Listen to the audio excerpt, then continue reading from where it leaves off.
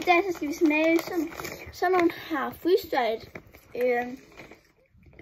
red roast og sådan nogle her freeze-dried sour blush og KitKatter med cookie og cream med Oreo.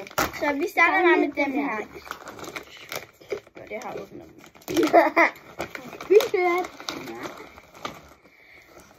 Jeg tror, jeg tager nogle gule. Jeg tager nogle rigtige. Jeg tager en lille.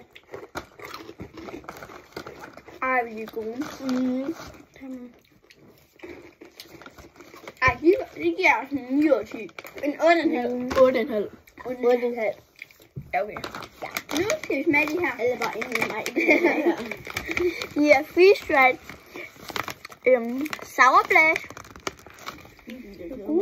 Og hvis I gerne vil købe dem her, så kan man købe dem nede i nettet. Hvad siger du? Ej.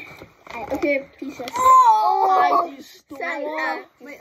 Jeg tager så ikke til at spise. Jeg venter med at taste dem sammen med jer. Ja.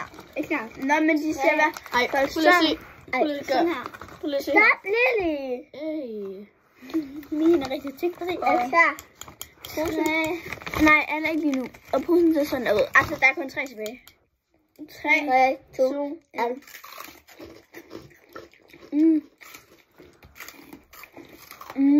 Det er gode kyber. Lad os se. Jeg tror, jeg giver en 8,5.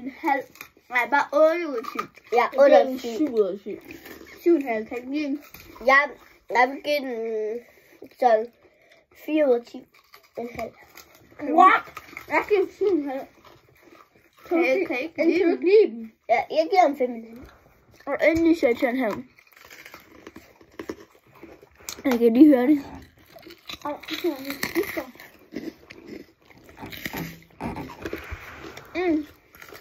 Ja. Vil du høre det?